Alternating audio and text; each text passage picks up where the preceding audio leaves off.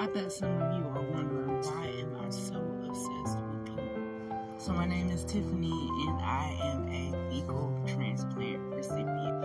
In 2007, I had a surgery, and in that surgery, hospitals say I contracted something called C. diff, and it caused me to have very bad colitis. And when I say bad colitis, that's when your intestines become inflamed.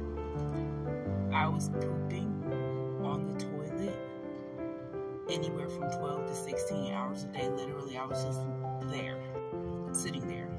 I can remember my, at the time, 6-year-old Derek coming into the bathroom to see me off.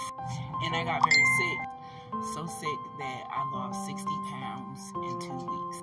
Anything that I ate or drank would come out of me. I had a home hospice nurse, actually. They put me on a medicine called Flagyl.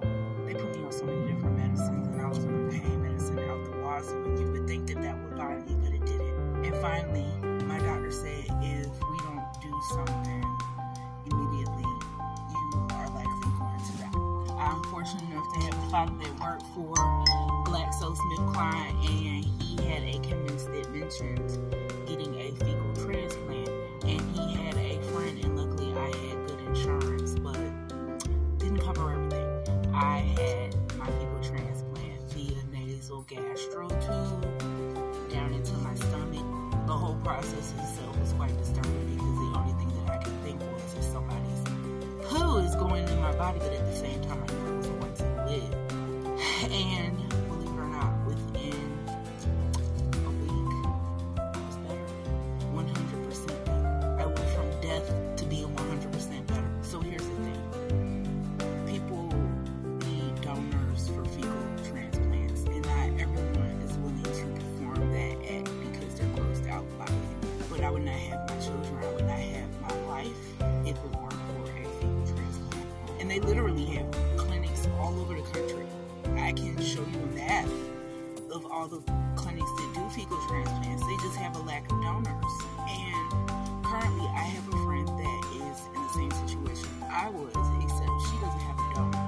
So they don't just take matter from just anybody. That's another thing. You have to have a healthy BMI, be physically active, not on antiviral or antibiotic medication. Really, they prefer no medication at all because, all the bad stuff comes out in that direction, and they accept children.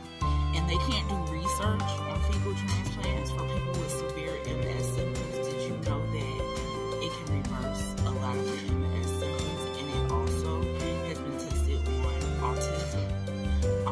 It has been known to alleviate autism symptoms, but they can't test it and encapsulate it and make pills that people can take at home, and they can't make transplants if they don't have donors, healthy donors. And that's why it pays so much money.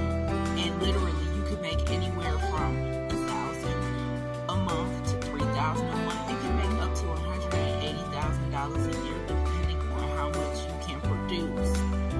And they can save hundreds of people. I know quite a lot of people would be embarrassed by this job. I definitely won't be embarrassed if I had to do it, knowing that I was saving someone's life and being able to provide for my family. You can set up your life pooping. Easy as shit, has a whole new meaning behind it. Just apply and see if you get in.